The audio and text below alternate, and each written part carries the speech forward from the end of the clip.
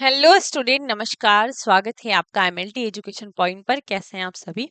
उम्मीद है कि आप सभी स्वस्थ हैं। आज फिर हम एक नया टॉपिक पढ़ने जा रहे हैं। आज की क्लास में हम पढ़ेंगे माइटोकॉन्ड्रिया के बारे में। बहुत ही अच्छा इंटरेस्टिंग टॉपिक है। ये एक सेल ऑर्गेनल है। अभी हम सेल के बारे में पढ़ रहे हैं, जिसमें हम कुछ सेल ऑर्गेनल कवर कर चुके हैं। आज की क्लास में हम हमारे जो सेल ऑर्गेनल है वो है माइटोकॉन्ड्रिया और राइबोसोम। इन दोनों के बारे में हम डिस्कस करेंगे डिटेल में, बहुत अच्छे से। और आपका पूरा फोकस यहीं पर होना चाहिए। चलिए जी, आज की क्लास हम स्टार्ट करते हैं। माइटोकॉन्ड्रिया क्या है, उसका स्ट्रक्चर क्या है, राइबोसोम क्या है, उसका स्ट्रक्चर क्या है, इन सभी के बारे में समझेंगे। उसके बाद हमारा लास्ट सेल ऑर्गेनल बचेगा, वो है न्यूक्लियस। तो देखो, माइटोकॉन्ड्रिया की अगर हम बात करें तो एक लाइन हम बचपन से पढ़ते सुनते आ रहे हैं कि माइटोकॉन्ड्रिया को powerhouse of the cell जो है वो कहा जाता है। क्या कहा जाता है? माइटोकॉन्ड्रिया को powerhouse of the cell कहा जाता है, क्योंकि ये हमारी सेल को एनर्जी प्रोवाइड करवाता है। मतलब कि पावर हाउस मतलब कि पावर देता है हमारी सेल को काम करने के लिए। हमारे पास पावर, हम जितनी भी एक्टिविटी कर रहे हैं ये किसके कारण कर रहे हैं? क्योंकि हमें माइटोकॉन्ड्रिया उतनी एनर्जी दे रहा है। हमारी सेल जो है वो जितनी ज्यादा एक्टिविटी करेगी उसको उतनी ही ज्यादा एनर्जी की जरूरत लगेगी। हम बोल रहे हैं, खा रहे हैं, पी रहे हैं, तो सभी के लिए एनर्जी की जरूरत होती है। और वो हमें प्रोवाइड करवाता है कौन? आपका माइटोकॉन्ड्रिया।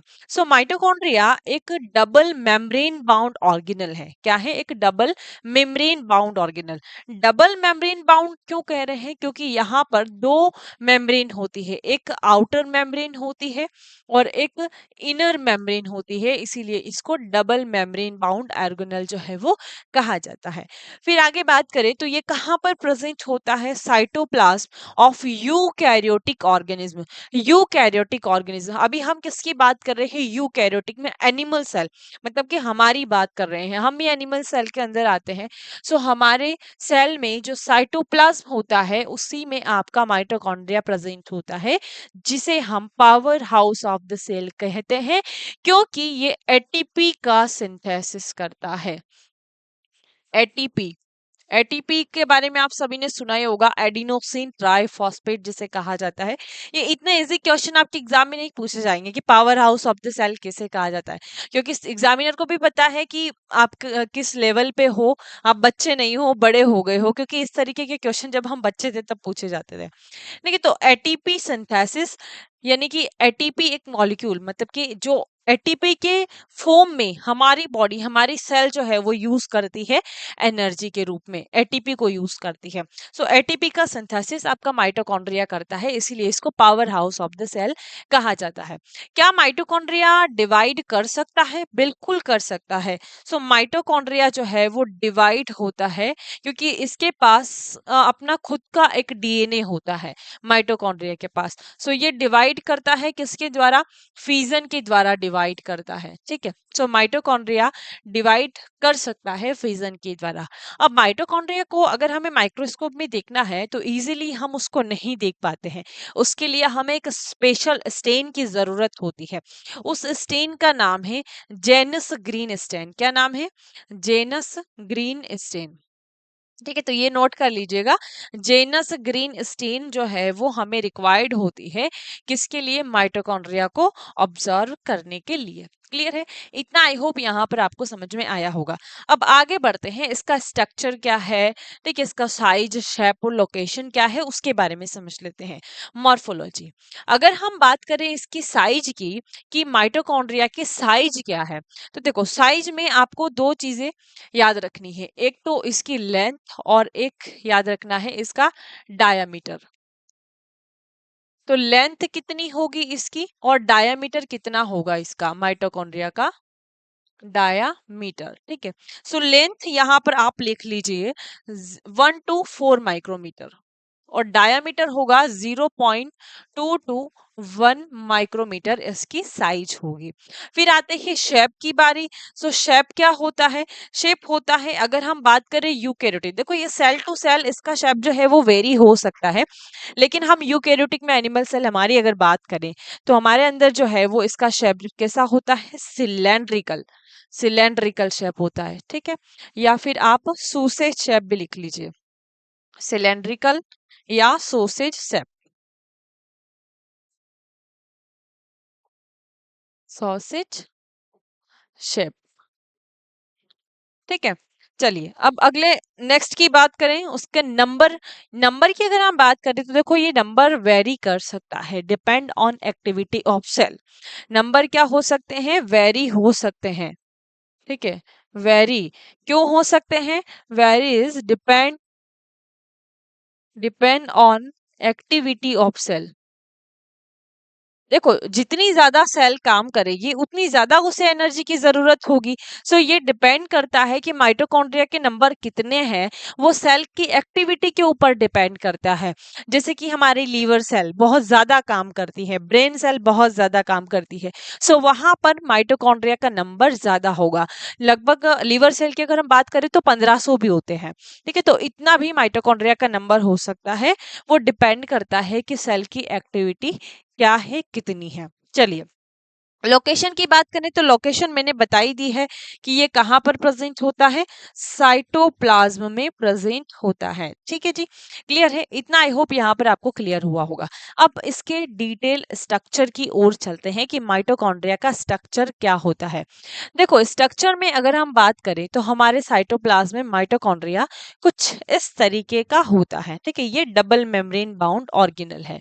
एक बार हम स्ट्रक्चर इसका बनाकर देख लेते हैं ताकि आपको इजीली समझ में आ जाएगा। ठीक है, एक बार इस इमेज को देख लीजिए, ये इस तरीके का आपका माइटोकॉन्ड्रिया होता है। चलिए जी अब इसका स्ट्रक्चर हम बनाकर देखते हैं कि आपका माइटोकॉन्ड्रिया का स्ट्रक्चर आखिर में होता कैसे है।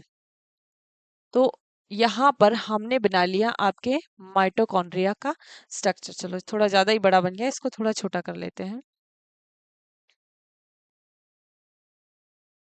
ये इस तरीके का सिलेंड्रिकल स्ट्रक्चर होता है। और सिलेंड्रिकल में आपकी ये जो बाहर वाली मेम्ब्रेन है, इसको हम कहेंगे आउटर मेम्ब्रेन। क्या कहेंगे, आउटर मेम्ब्रेन, जो कि स्मूथ होती है। आउटर मेम्ब्रेन जो कि स्मूथ होती है। ठीक है, अब ये डबल मेम्ब्रेन बाउंड है तो आउटर मेम्ब्रेन हो गई। अब अंदर बनेगी आपकी इनर मेम्ब्रेन। सो इनर मेम्ब्रेन क्या होती है, स्मूथ नहीं होती है क्योंकि वो फोल्डेड होती है। ठीक है, इस तरीके से अंदर धसी हुई होती है। ऐसा स्ट्रक्चर जो है कुछ होता है आपके माइटोकॉन्ड्रिया का। तो ये जो इनर मेम्ब्रेन है वो इस तरीके से अंदर की ओर धसी हुई होती है। ठीक है, ये हम बना रहे हैं यहाँ पर इसकी इनर मेम्ब्रेन। ठीक है, ये वाला बन गया, तो इसको आप लेबल कर लीजिए। ये है आपकी इनर मेम्ब्रेन जो कि आपके फोल्ड में होती है, इनर मेम्ब्रेन। उसके बाद अंदर की ओर चलेंगे तो यहाँ पर ये जो अंदर की तरफ धसा हुआ स्ट्रक्चर है, इसको हम कहेंगे क्रिस्टा। क्या कहेंगे, क्रिस्टा। देखो स्टूडेंट क्रिस्टा और सिस्टनी में कंफ्यूज होते हैं। सो क्रिस्टा अलग है और सिस्टनी अलग है। सिस्टनी हमने गोल्जी अपरेटस में पढ़ा है, आपने एंडोप्लाज्मिक रेटिकुलम में पढ़ा है, वो भी उस तरीके से इसमें सैक लाइक स्ट्रक्चर होता है, उसको कहते हैं। लेकिन यहाँ पर ये अंदर जो धसा हुआ स्ट्रक्चर है, इसको आप क्रिस्टा कहते हैं। क्या कहते हैं, क्रिस्टा कहते हैं। ये क्रिस्टा क्या करता है कि आपके स्पेस को इंक्रीज करता है। क्या करता है, स्पेस को इंक्रीज करता है। चलिए अंदर चलेंगे तो यहाँ पर अंदर आपको फ्लूइड भरा हुआ मैट्रिक्स मिलेगा। जैसे हमारा साइटोप्लाज्म होता है उसको हम कहेंगे मैट्रिक्स। क्या कहेंगे, ये आपका मैट्रिक्स है। ठीक है, चलिए बाहर की तरफ इसको लेबल कर लेते हैं, ये है आपका मैट्रिक्स। ये आपकी outer membrane, inner membrane, Crysta और फिर अंदर की तरफ गए तो मैट्रिक्स। और अगर यहाँ पर बात करें तो देखो यहाँ पर आपको कुछ खाली स्पेस दिखाई दे रहा है। ये यहाँ पर बीच बीच में ये इधर जो आपको स्पेस दिखाई दे रहा है, इस स्पेस को हम कहते हैं इंटर इंटर मेम्ब्रेनियस इंटरमेम्ब्रेनियस स्पेस। ठीक है, चलिए अब अगर और डिटेल स्ट्रक्चर इसका जाए तो यहाँ पर आप देखिए ये जो क्रिस्टा है, इस क्रिस्टा के ऊपर कुछ इस तरीके के जो आप वो खेले हो बैडमिंटन, बैडमिंटन खेलते हैं तो हमारा जो रैकेट के जैसा वो होता है जिससे हम खेलते हैं। ठीक है, आप सब खेले होंगे, अगर नहीं खेला होगा तो देखा तो सभी ने होगा। तो ये रैकेट के जैसा स्ट्रक्चर होता है हमारा इसका। इस तरीके से स्ट्रक्चर आपके इसके ऊपर लगे हुए होते हैं, ये इस तरीके से। ठीक है, इनको हम क्या कहते हैं, इनको हम कहते हैं ऑक्सीसोम। क्या कहते हैं, ऑक्सीसोम। इनका और भी नाम होता है, इनको ऑक्सीसोम भी कहा जाता है, ऑक्सीसोम भी कहा जाता है, या एफ नोट F1 पार्टिकल भी कहा जाता है, या फिर एलिमेंट्रिक पार्टिकल भी कहा जाता है। एलिमेंट्री पार्टिकल भी कहा जाता है। ठीक है। अब इन्हीं ये जो आपके पार्टिकल्स लगे हुए हैं, इनके बीच में इस तरीके से कुछ एंजाइम भी होते हैं। ठीक है, इस तरीके से एंजाइम भी होते हैं। ये यहाँ पर भी होते हैं, ये इस तरीके से भी होते हैं। ठीक है, वो मैंने वहां पर बनाया है, लेकिन ये इस तरीके से प्रेजेंट होते हैं।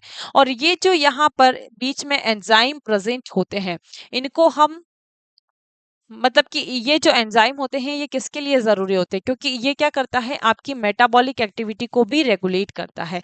सो एंजाइम आपके ज़रूरी होते हैं, जो टीसीए साइकिल्स होती है माइटोकॉन्ड्रिया में, जो क्रेब्स साइकिल होती है। टीसीए साइकिल और क्रेब्स साइकिल हम उसमें बायोकेमिस्ट्री में पढ़ेंगे, बहुत ही अच्छे से डिटेल में उनके बारे में समझेंगे।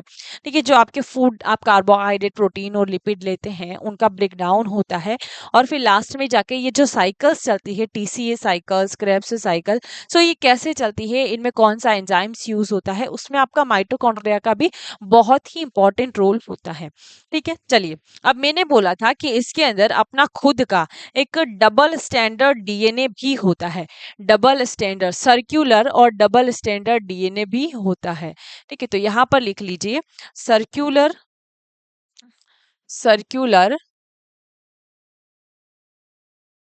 डबल स्टैंडर्ड डीएनए इनके पास में होता है। ठीक है, अब देखिए यहाँ पर इसके अलावा और क्या होता है, सो राइबोसोम भी प्रेजेंट होते हैं। ठीक है, इस तरीके के राइबोसोम भी यहाँ पर प्रेजेंट होते हैं। सो ये क्या है, आपके राइबोसोम है। राइबोसोम किसके लिए जरूरी होते हैं? एक बात तो हम सभी को याद है, राइबोसोम जरूरी होते हैं आपके प्रोटीन के निर्माण के लिए, क्योंकि राइबोसोम को हम प्रोटीन की फैक्ट्री भी कहते हैं। क्लियर है? तो ये पूरा स्ट्रक्चर जो है आपका होता है माइटोकॉन्ड्रिया का। देखिए यहाँ पर इसमें सभी दिया गया है कि ये आपकी इनर मेम्ब्रेन है, ये यहाँ पर आपका डीएनए है। ठीक है, हमने देखा ना, ये डबल स्टैंडर्ड डीएनए है। एटीपी सिंथेसिस जो है वो यहाँ पर हो रहा है, ये इंटर मेम्ब्रेन स्पेस है, और ये क्रिस्टा है जो कि अंदर की तरफ धसे हुए हैं। ये राइबोसोम्स यहाँ पर रखे हुए हैं, और कुछ ग्रेन्यूल्स इसके अंदर है। तो यही पूरा स्ट्रक्चर हमने यहाँ पर बनाया है। अगर हम इसके और डिटेल स्ट्रक्चर की तरफ जानना चाहें, तो यहाँ पर ये जो आपका टेनिस लाइक स्ट्रक्चर है, इसको आप उठाकर देख सकते हैं। देखिए, इसको अगर आप जूम करके देखेंगे, ये जो आपका टेनिस लाइक स्ट्रक्चर हमने बनाया है, इसको अगर आप जूम करके देखेंगे, तो ये कुछ इस तरीके का स्ट्रक्चर होता है, इस तरीके का। ज्यादा बड़ा बना दिया है थोड़ा सा, और इसको छोटा कर लेते हैं।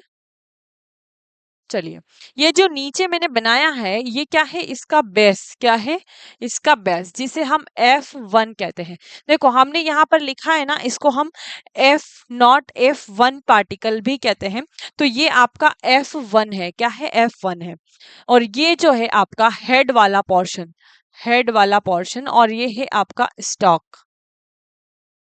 स्टॉक। और ये जो हेड है, यहाँ पर ये जो मैंने लिया है, ये हेड है, और इसी हेड के अंदर प्रेजेंट होता है एक एंजाइम, जिसे हम कहते हैं एटीपी सिंथेटेज एंजाइम। क्या कहते हैं, एटीपी सिंथेटेज एंजाइम। अब नाम से समझ में आ रहा है, एटीपी सिंथेटेज मतलब कि वो क्या करेगा, एटीपी का सिंथेसिस करेगा।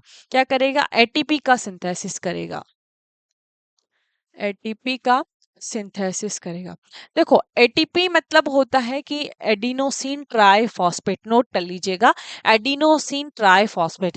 ट्राई मतलब कि तीन। अब देखो एडीपी और इनऑर्गेनिक फॉस्फेट, एडीपी और इनऑर्गेनिक फॉस्फेट आपस में मिलकर क्या बनाते हैं, जब एडीपी, एडीपी का मतलब होता है एडिनोसिन डाइफॉस्फेट, तो क्या जुड़ते हैं, ADP plus, ADP plus inorganic phosphate, ये दोनों आपस में जुड़ेंगे और क्या बनाएंगे, यहाँ पर आपका एटीपी का निर्माण करेंगे। ठीक है, और एटीपी का सिंथेसिस होगा, और इसी एटीपी को एनर्जी के फॉर्म में हमारी सेल यूज करती है।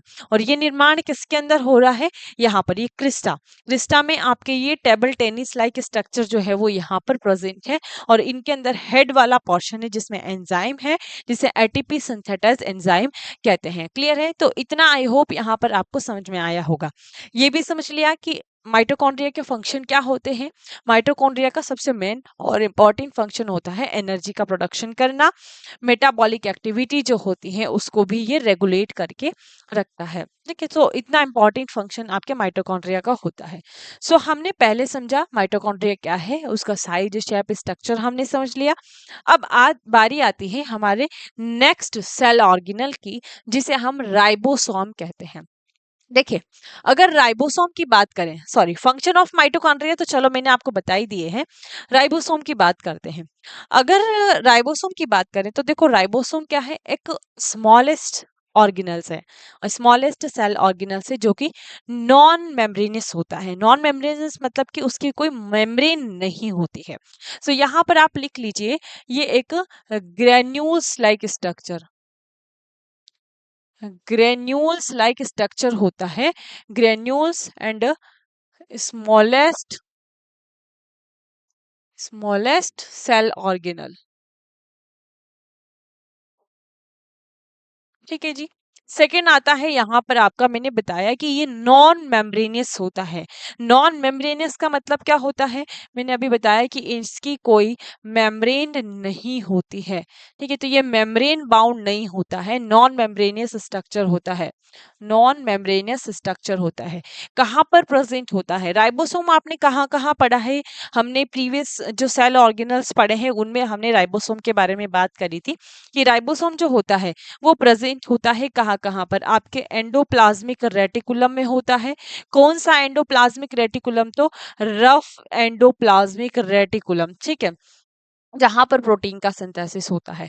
उसके अलावा आपको कहाँ मिलेंगे? अभी थोड़ी देर पहले ही हमने बात करी है कि माइटोकॉन्ड्रिया के अंदर भी आपको राइबोसोम मिलेंगे, और उसके अलावा आपको मिलेंगे ये फ्रीली इन साइटोसोल।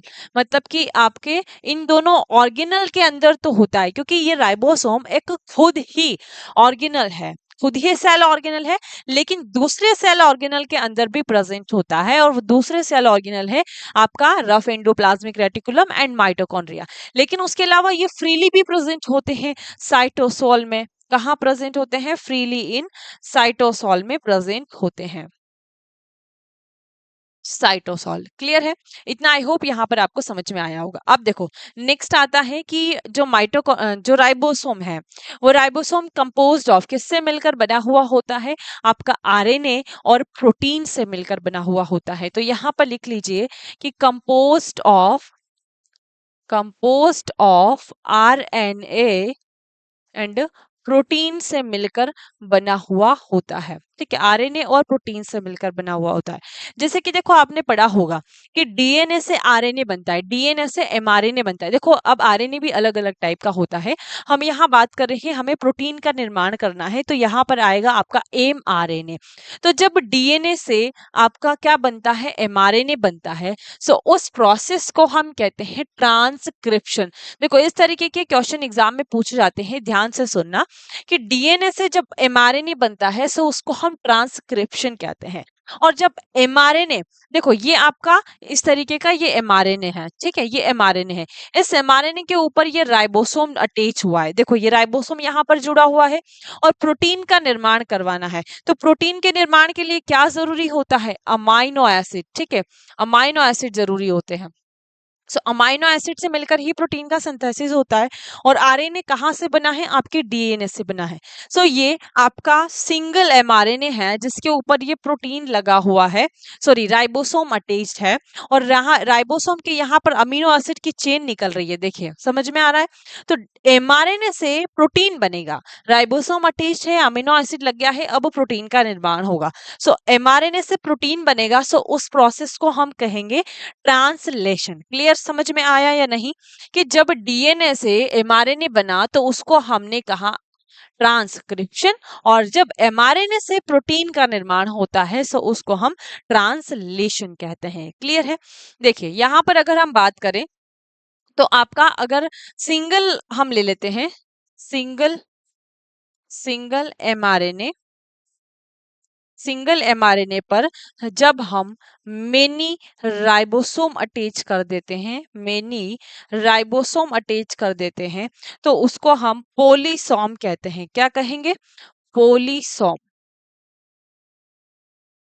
पॉलीसोम। जैसे कि यहाँ पर हम अटैच करते हैं कि मान लो कि ये आपकी सिंगल एमआरएनए है और इस सिंगल एमआरएनए के ऊपर हमने इस तरीके से यहाँ पर ये राइबोसोम अटैच कर दिए हैं। ये इस तरीके से हमने बहुत सारे राइबोसोम अटैच कर दिए हैं, तो इसको हम पॉलीसोम कहेंगे। अब देखो ये जो आपस में ये जो राइबोसोम जुड़ा हुआ है, देखिए इस स्ट्रक्चर को मैं यहाँ से हटा रही हूँ। ये यहाँ पर अगर हम देखें सो ये आपका राइबोसोम की यूनिट है, ठीक है। तो ये जो आपस में जुड़े हुए हैं इनको कौन ज्वाइन करके रख रहा है? सो यहाँ पर ज्वाइन करने के लिए आएगा मैग्नीशियम। मैग्नीशियम इनको आपस में, दो यूनिट को आपस में ज्वाइन करके रखता है, ठीक है। एक आपकी स्मॉलर यूनिट है और एक आपकी लार्जर यूनिट है, दो यूनिट इसकी होती है, अभी आगे आपको बताने वाली हूँ। तो इतना आई होप यहाँ पर आपको क्लियर हुआ होगा कि इन दोनों यूनिट को जोड़ के रखा है मैग्नीशियम ने। और कब जोड़ के रखता है? कि जब ये प्रोटीन का सिंथेसिस करते हैं, प्रोटीन का निर्माण करते हैं तब, ठीक है। तो हमेशा ये जुड़े हुए नहीं रहते हैं। चलिए क्लियर है इतना राइबोसोम को यूनिवर्सल ऑर्गेनेल भी कहा जाता है। राइबोसोम को यूनिवर्सल ऑर्गेनेल भी कहा जाता है। चलिए हम यहाँ पर लिख लेते हैं कि राइबोसोम को क्या कहा जाता है? यूनिवर्सल ऑर्गेनेल भी कहा जाता है। क्यों कहा जाता है यूनिवर्सल ऑर्गेनेल? क्योंकि ये आपको यूकैरियोटिक में भी मिलेगा और प्रोकैरियोटिक में भी मिलेगा, इसीलिए इसको यूनिवर्सल ऑर्गेनेल भी कहा जाता है। और इसका मेन फंक्शन क्या होता है? Synthesis of protein. क्या फंक्शन होता है?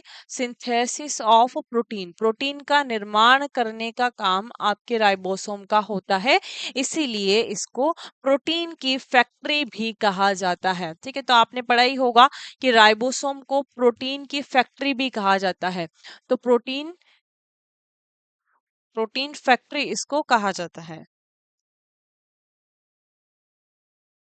प्रोटीन फैक्ट्री इसको कहा जाता है। चलिए इतना समझ में आया। अब देखिए राइबोसोम की दो सब यूनिट्स होती है, एक स्मॉलर और एक लार्जर सब यूनिट। अभी मैंने आपको बताया कि राइबोसोम की दो सब यूनिट होती है, दो सब यूनिट होती है। कौन सी होती है? एक स्मॉलर और एक लार्जर। स्मॉलर और एक लार्जर। देखिए जी ये एक स्मॉल और एक ये लार्ज, ठीक है। तो यहाँ पर आप लिख लीजिए स्मॉलर और ये है आपकी लार्जर सब यूनिट। क्लियर है। और यहाँ पर आपको दो टाइप के राइबोसोम देखने को मिलते हैं, एक 70S राइबोसोम मिलेंगे और एक 80S राइबोसोम मिलेंगे। अगर हम बात करें यहाँ पर उसके टाइप्स की, तो दो राइबोसोम आपको देखने को मिलेंगे, एक 70S और एक 80S राइबोसोम। तो यहाँ पर आप देख लीजिए कि टाइप्स ऑफ राइबोसोम कौन कौन से मिलेंगे, एक 70S और एक 80S। चलिए ये हमने लिख लिया यहाँ पर 70S। अब यहाँ पर एस का मतलब क्या है? देखो एस का मतलब होता है सेडिमेंटेशन कोएफिशिएंट या फिर स्वेडबर्ग यूनिट। सो दो यहाँ पर आप ये चीज लिख लीजिए, नोट कर लीजिए कि एस का मतलब क्या होता है। एस का मतलब होता है स्वेडबर्ग यूनिट। स्वेडबर्ग जो है वो साइंटिस्ट का नाम है और उनके नाम पर यहाँ पर एस रखा गया है। स्वेडबर्ग यूनिट या फिर sedimentation coefficients coefficient, sedimentation coefficient S के नाम पर रखा गया है। देखो स्वेडबर्ग यूनिट जो है वो क्या है, एक तरह की यूनिट है। जब उन्होंने मान लो आपके पास में एक ग्लास है उसके ऊपर मार्किंग करी हुई है, या फिर एक ट्यूब ले लीजिए, बीकर ले लीजिए, उसको उन्होंने सेंट्रीफ्यूज किया। सो जो यूनिट जहां पर आकर सेटल हो गई उस तरीके से इन्होंने मेजरमेंट करके अपने हिसाब से इनको यहाँ पर ये यूनिट दिया, ठीक है। जैसे 80S और 70S। अगर हम बात करें 70S की तो इसमें भी आपको दो सब यूनिट्स मिलेगी। 70S में आपको दो सब यूनिट मिलेगी, एक मिलेगी आपको 30S और एक मिलेगी 50S, ठीक है। यहाँ पर अगर इसका स्ट्रक्चर हम बनाकर देखें तो देखिए ये है आपकी 30S जो कि स्मॉलर है और ये है आपकी लार्जर सब यूनिट 50S, ठीक है। यहाँ पर ये है 50S और ये है 30S। ठीक है, ये स्मॉलर है और ये लार्जर है। अगर हम बात करें एटीएस की, तो एटीएस में भी आपको दो सब यूनिट देखने को मिलेगी, एक 40s और एक मिलेगी यहाँ पर 60s। अब आप इसको जोड़ मत लेना, ठीक है, ये नो एडिटिव है, आप इसको ऐड नहीं कर सकते। हम यहाँ पर मैथ्स नहीं पढ़ रहे हैं, तो अपना दिमाग आपको नहीं लगाना है। ये जो मेजरमेंट है वो ये स्वेडबर्ग का है, इन्होंने अपने हिसाब से उसका मेजरमेंट करके यहाँ पर ये यूनिट्स दी है, इनको आप ऐड नहीं कर सकते। जैसे 40 और 60 100 होते हैं, तो यहाँ पर 80 लिखा हुआ है, तो ये मत बोलना कि मैम ने गलत लिखी है, मैम को मैथ्स नहीं आती है।